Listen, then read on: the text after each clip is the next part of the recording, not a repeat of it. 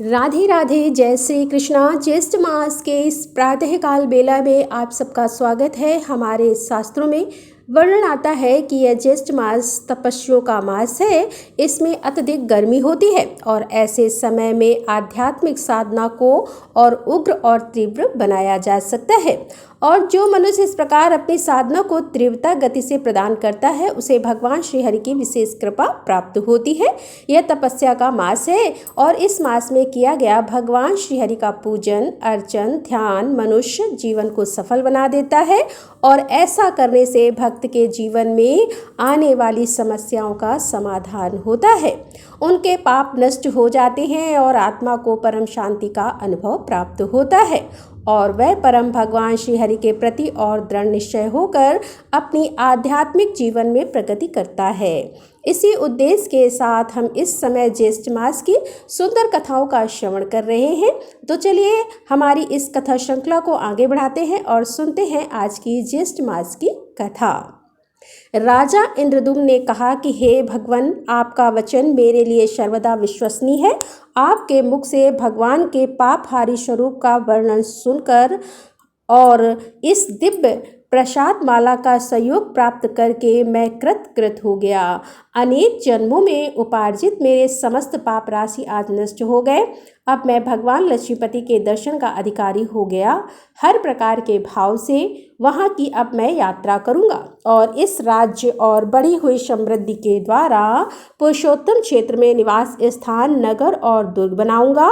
भगवान विष्णु की प्रीति के लिए 100 अश्वमेध यज्ञ का अनुष्ठान करूँगा और प्रतिदिन सैकड़ों उपायों द्वारा भगवान श्रीनाथ जी की पूजा करूँगा। व्रत, उपवास और नियमों द्वारा उनको प्रसन्न करूँगा, जिससे वे मुझ संतप्त प्राणी को अपने वचन अमृत से अभिषेक करेंगे।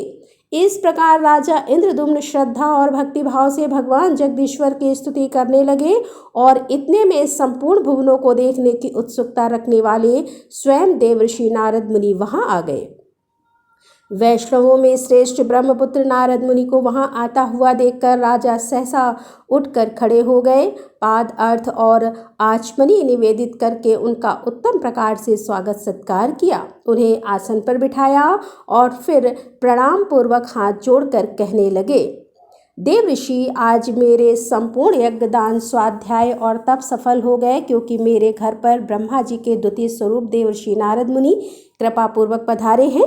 हे मुनि, आपने यहाँ तक आने की कृपा की, इतने से ही मैं कृतार्थ हो चुका हूँ। फिर भी आपकी प्रसन्नता के लिए आपकी क्या सेवा करूँ, आपकी किस आज्ञा का पालन करूँ, कौन सा प्रयोजन लेकर आपने मेरे इस घर को पवित्र किया है। इस प्रकार अत्यंत भक्ति भावपूर्ण और विनयपूर्वक की राजा की वाणी सुनकर नारद जी मुस्कुराते हुए कहते हैं कि हे राजन, आपके निर्मल गुणों से ब्रह्मा आदि सभी देवता, सिद्ध और मुनि अत्यंत प्रसन्न हैं। आपने बहुत अच्छा निश्चय किया है। हजारों जन्मों के अभ्यास से नीलांचल गुहा निवासी भगवान माधव में भक्ति होती है। परम बुद्धिमान ब्रह्मा जी ने उन्हीं भगवान जगदीश्वर की आराधना करके इस सृष्टि का निर्माण किया था और पितामह की पदवी प्राप्त की थी। आप ही उन्हीं के वश में उत्पन्न हुए हैं, इसीलिए भगवान के प्रति आपकी ऐसी भक्ति होना यह उचित ही है। पग पग पर दुख और संकटों से घिरे हुए इस संसार रूपी वन में भटकते हुए मनुष्यों के लिए एकमात्र भगवान विष्णु की भक्ति ही सुख देने वाली है। यह समस्त संसार एक समुद्र है जहाँ कोई भी आश्रय देने वाला नहीं है। सुख, दुख आदि द्वंद्वों की प्रचंड आंधी से इसमें सदैव तूफान आता रहता है और इसी कारण से यह अत्यंत दुस्तर है। इस भवसागर में डूबे हुए मनुष्यों के लिए भगवान विष्णु की भक्ति ही नौका मानी गई है। एकमात्र माता भगवती विष्णु भक्ति का आश्रय लेकर संतुष्ट रहने वाले साधु पुरुष को शोक नहीं होता। हे राजन, देहधारियों की जो बड़ी भारी पाप राशि है वह विष्णु भक्ति रूपी महान दवानल में पतंगे की भांति जल जाती है। प्रयाग, गंगा इत्यादि तीर्थ, तपस्या, श्रेष्ठ अश्वमेध यज्ञ, महान दान, व्रत, उपवास और नियम, इन सब का सहस्त्रों बार सेवन किया जाए और उनके पुण्य समूह को कोटि कोटि गुना करके एकत्र किया जाए तो भी वह विष्णु भक्ति के हजारब अंश के बराबर भी नहीं बताया गया है। नारद मुनि द्वारा बताई गई विष्णु भक्ति की महिमा को सुनकर राजा इंद्रद्युम्न के मन में भगवान विष्णु की भक्ति का स्वरूप जानने की इच्छा हुई। इसीलिए उन्होंने पूछा कि हे भगवान, भक्ति का क्या स्वरूप है, उसके लक्षण कैसे होने चाहिए? इसके उत्तर में नारद मुनि ने कहा कि हे राजन, ध्यान पूर्वक सुनना। मैं भगवान विष्णु की सनातन भक्ति का सामान्य और विशेष रूप से वर्णन करता हूँ। गुणों के भेद से भक्ति के 3 प्रकार हैं, सात्विकी, राजसी और तामसी।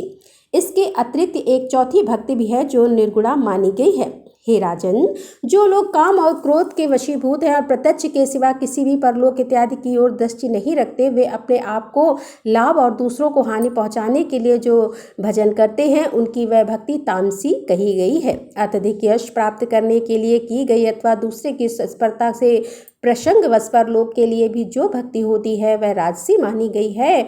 और पारलौकिक लाभ को स्थायी समझकर और इस लोक के समस्त पदार्थों को नश्वर देखकर अपने वर्ण और आश्रम के धर्मों का परित्याग न करते हुए आत्मज्ञान के लिए जो भक्ति की जाती है, वह सात्विकी भक्ति है।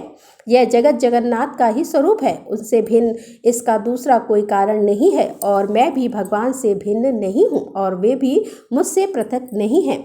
ऐसा समझकर भेद उत्पन्न करने वाली ब्रह्मा उपाधियों का त्याग करना और अधिक प्रेम से भगवत स्वरूप का चिंतन करते रहना, इसके अद्वैत यानी निर्गुण नाम वाली भक्ति कहा जाता है, जो कि मुक्ति का साक्षात साधन है और वह अत्यंत दुर्लभ है। हे राजन, अब मैं आपको भगवान विष्णु के भक्तों का लक्षण बताता हूँ, जिनका चिंतन अत्यंत शांत है, जो सबके प्रति कोमल भाव रखते हैं, जिन्होंने स्वेच्छा अनुसार अपनी इंद्रियों पर विषय प्राप्त की है, जो मन, वाणी और क्रिया द्वारा कभी दूसरों से द्रोह करने की इच्छा नहीं रखते, जिनका चित्त दया से द्रव्यभूत होता है, जो चोरी और हिंसा से सदा ही मुख मोड़ते हैं, सद्गुणों के संग्रह और दूसरे के कार्य साधन में जो प्रसन्नतापूर्वक संलग्न रहते हैं, सदाचार से जिनका जीवन सदा उज्जवल बना रहता है, जो दूसरों के उत्सव को अपना उत्सव मानते हैं और सभी प्राणियों के भीतर भगवान वासुदेव को विराजमान देखकर किसी से भी ईर्ष्या या द्वेष नहीं करते, दीनों पर दया करना जिनका स्वभाव बन गया है और जो सदा परहित साधन की इच्छा रखते हैं। अविवेकी मनुष्यों का विषयों में जैसा प्रेम होता है, उससे 100 कोटि गुनी अधिक प्रीति का विस्तार वे भगवान श्रीहरि के प्रति करते हैं। वे नित्य कर्तव्य बुद्धि से भगवान विष्णु स्वरूप शंकर आदि देवताओं का भी भक्ति पूर्वक पूजन और ध्यान करते हैं। पितरों में भगवान विष्णु की बुद्धि रखते हैं, भगवान विष्णु से भिन्न दूसरी किसी वस्तु को नहीं देखते। समष्टि और व्यष्टि सब भगवान के स्वरूप हैं। भगवान जगत से भिन्न रहकर भी अभिन्न है। हे भगवान जगन्नाथ, मैं आपका दास हूँ, आपके स्वरूप में भी मैं हूँ, आपसे पृथक कदापि नहीं हूँ। जब आप भगवान विष्णु अंतर्यामी रूप से सबके हृदय में विराजमान रहते हैं, तब शिव अथवा सेवक कोई भी आपसे भिन्न नहीं है। इस भावना से सदा सावधान रहकर जो ब्रह्मा जी के द्वारा वंदनीय युगल चरणार बिंदु वाले भगवान श्री हरि को सदैव प्रणाम करते हैं, उनके नामों का कीर्तन करते हैं, उन्हीं के भजन में तत्पर रहते हैं और संसार के लोगों के समीप अपने आप को तृण के समान तुच्छ मानकर विनयपूर्वक बर्ताव करते हैं, जगत में सभी लोगों का उपकार करने के लिए जो कुशलता का परिचय देते हैं, दूसरों के कुशल प्रेम को अपना ही मानते हैं, दूसरों का तिरस्कार देखकर उनके प्रति दया से द्रवीभूत हो जाते हैं और सबके प्रति मन में कल्याण की भावना करते हैं, वे ही विष्णु भक्त के नाम से प्रसिद्ध होते हैं। जो पत्थर पर धन और मिट्टी के ढेले में पराई स्त्री और कूट शालमली नामक नरक में मित्र, शत्रु, भाई तथा बंधु वर्ग में समान बुद्धि रखने वाले हैं, वे ही निश्चित रूप से विष्णु भक्त के नाम से प्रसिद्ध हैं। जो दूसरों की गुण राशि से प्रसन्न होते हैं और पराये मर्म को ढकने का प्रयत्न करते हैं, परिणाम में सबके सुख देते हैं, भगवान में सदा मन लगाए रहते हैं और प्रिय वचन बोलते हैं, वे ही वैष्णव के नाम से प्रसिद्ध हैं।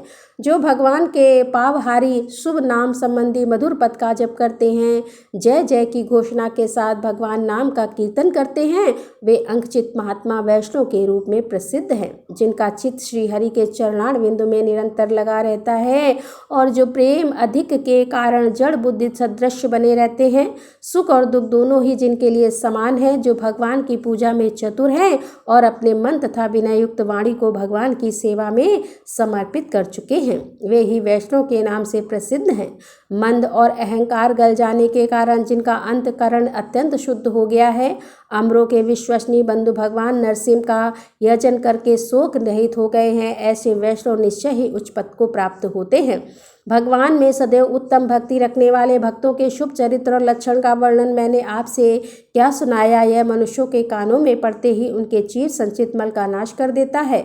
भजन के लिए कभी धन की आवश्यकता नहीं पड़ती और शरीर को कष्ट देकर किए जाने वाले किसी भी प्रकार के विशेष प्रयोग की आवश्यकता भी नहीं पड़ती। मृदुल और मंद स्वर से वाणी के द्वारा भगवान के नाम का कीर्तन होता रहे तो मैं इसी को भजन मानता हूँ। आपके मन में भगवान के दास भाव का उदय हुआ है और उसी का चिंतन होना चाहिए। लेकिन जो मनुष्यों के शुभ आचरणों से भी द्वेष करते हैं और स्वयं अपने चित्त को दुराचार में बांध के रखते हैं, बड़े भारी अमंगल को पाकर के निश्चित रहते हैं और सदा ऐश्वर्य तथा विषय भोग के रसों में ही सुख का अनुभव करते हैं, वे मनुष्य वैष्णव नहीं हैं, वे तो बहुत ही निम्न श्रेणी के मनुष्य हैं।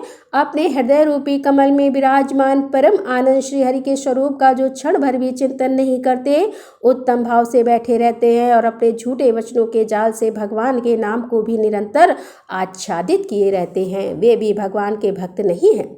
जिनके मन में पराय स्त्री और पराय धन के लिए सदा लोभ बना रहता है, जो कृपण बुद्धि वाले हैं और सदा अपना ही पेट भरने में लगे रहते हैं, वे नर पशु विष्णु भक्ति से सर्वदा रहित है, जो निरंतर दुष्ट पुरुषों के साथ अनुराग रखते हैं, दूसरों का तिरस्कार और हिंसा करते हैं, जिनका स्वभाव अत्यंत भयंकर है और जो भगवान नरसिंह के चरणों के चिंतन से विरक्त है, उन मलिन मनुष्यों को दूर से ही त्याग देना चाहिए। इस प्रकार नारद मुनि ने राजा इंद्रद्युम्न को भक्ति और भक्ति के विशेष लक्षण बताए और यही थी आज की हमारी ज्येष्ठ मास की विशेष कथा। हमें आशा है कि यह कथा आपको अच्छी लगी होगी। अगर ऐसा है तो इसे लाइक कीजिए, शेयर कीजिए और हमारे चैनल को सब्सक्राइब कर लीजिए।